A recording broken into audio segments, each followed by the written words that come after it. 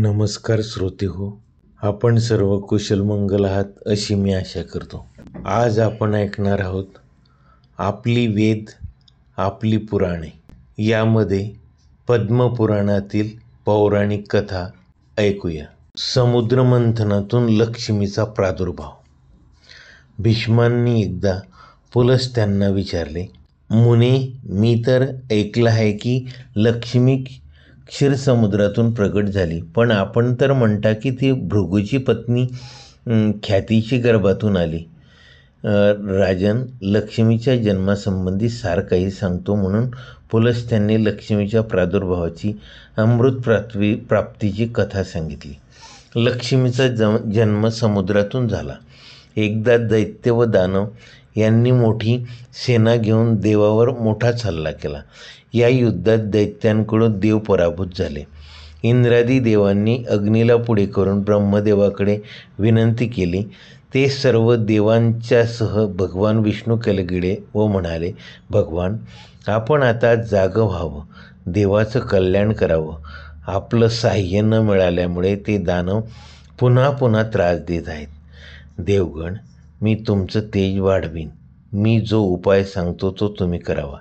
दैत्याशी मिळून सर्व प्रकारच्या औषधी मिळवा व त्या क्षीरसागरात टाका. मंद राचलास रवी करून वासुकी नागाचा दोर करून तुम्ही समुद्र घुसळून काढा. तुम्हास अमृताची प्राप्त होईल. मी या कामी तुम्हास सहाय्य करीन. समुद्र मंथनापासून ते अमृत निघेल. त्याने तुम्ही बलवान व अमर व्हाल. विष्णूच्या या सांगण्यावरून सर्व देवांनी दैत्यांशी संधी केली व अमृत मिळवण्याच्या प्रयत्नात ते लागले. देव, दानव, दैत्य यांनी मिळून सर्व प्रकारच्या औषधी वनस्पती मिळवून त्या क्षीरसागरात टाकल्या. मंदराचलाची रवी केली.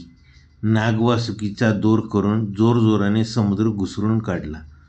वासुकीची शेपटी देवांनी धरली होती. त्याचे तोंड दैत्यांनी पकडले होते.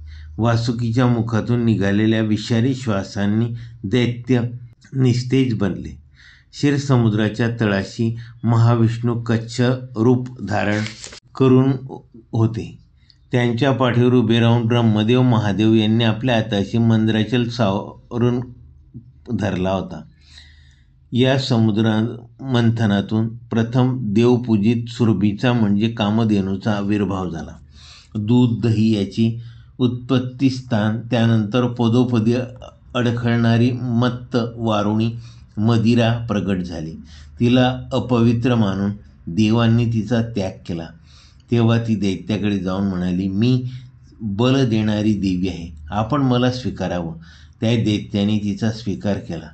मंथन चालू असताना पारिजात म्हणजे कल्पवृक्ष प्रगट झाला. त्याने देवांना आनंद दिला. त्यानंतर 60 कोटी अप्सरा प्रगट झाल्या. देव, दानव त्या मिळाल्या. शीतल किरणांचा चंद्र बाहेर आला. भगवान शंकरांनी त्याला आपल्या जटात भूषण म्हणून स्थान दिले. त्यानंतर कालकूट नावाचे महाभयंकर विष प्रगट झाले. त्यामुळे देव व दानव यांना पीडा होऊ लागली. महादेवांनी इच्छेने त्या कालकूट विषास पिऊन टाकले. त्यामुळे त्याचा कंठ निळ्या रंगाचा बनून ते नीळकंठ झाले. महादेवांनी पिऊन जे थोडे विष उरले ते सर्पांनी ग्रहण केले. त्यानंतर आपल्या हातातून अमृताचा कुंभ घेऊन धन्वंतरी प्रगट झाले. त्यांनी श्वेत वस्त्र परिधान केले. वैद्यराजाच्या दर्शनाने सर्वांना प्रसन्नता वाटली. नंतर उच्चश्रवा नावाचा एक घोडा व ऐरावत नावाचा एक हत्ती असे दोघे एकामागून एक प्रगट झाले. त्यानंतर क्षीरसागरातून लक्ष्मी प्रगट झाली. ती उमललेल्या कमलातून उभी होती. तिच्या हातात कमळ होते. तिचे तेज चारही दिशांना झळणारे होते. महर्षी श्रीसूक्त गाऊन तिचे स्वागत केले. प्रत्यक्ष क्षीरसमुद्राने दिव्य पुरुषांच्या रूपाने प्रगट होऊन लक्ष्मीला एक सुंदर माला दिली. या मालेच्या कमले कधी सुकत नाहीत. विश्वकर्म्याने तिच्या सर्व अंगावर आभूषणे घातली. स्नानानंतर दिव्य माला व आभूषणे घालून जेव्हा लक्ष्मी नटली तेव्हा इंद्रादी देव, विद्याधर इत्यादींनी तिच्या प्राप्तीची इच्छा केली. ब्रह्मदेवाच्या सांगण्यावरून भगवान विष्णूने तिचा स्वीकार केला. ती त्यांच्या वक्षस्थलास लागून म्हणाली, देवा, आपण माझा त्याग कधी करू नये. मी नेहमी आपल्या आज्ञेचे पालन करीन. आपल्या वक्षस्थलावर निवास करीन.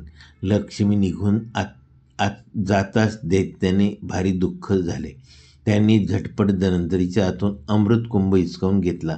तेव्हा विष्णूंनी आपल्या मायेने एका सुंदर स्त्रीचे रूप घेतले व दैत्यांना बोलवले.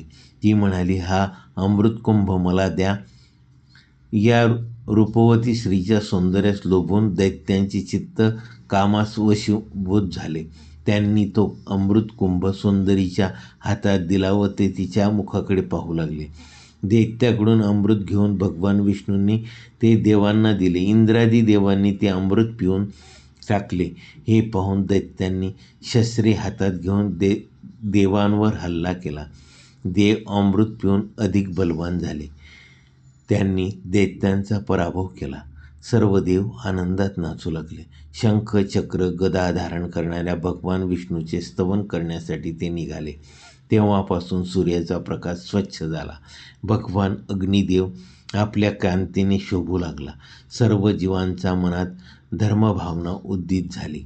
सर्व देवांना ब्रह्मदेव म्हणाले, देवगण, मी तुमच्या रक्षणासाठी श्री विष्णू व उमापती महादेव यांची नियुक्ती केली आहे. तुम्ही नेहमी त्यांची उपासना करावी. समुद्र मंथनाची कथा सांगून पुलस्त म्हणाले, अशा प्रकारे लक्ष्मी क्षीरसागरातून प्रकट झाली व ती सनातन देवी आहे. ती पूर्वी एकदा भृगूची पत्नी ख्यातीच्या गर्भातूनही प्रकट झाली होती. माझी पद्मपुराणातील समुद्र मंथनातून लक्ष्मीचा प्रादुर्भावची कथा शांतपूर्वक ऐकल्याबद्दल धन्यवाद. माझ्या या कथेला लाईक व चॅनलला सबस्क्राईब करायला विसरू नका. धन्यवाद.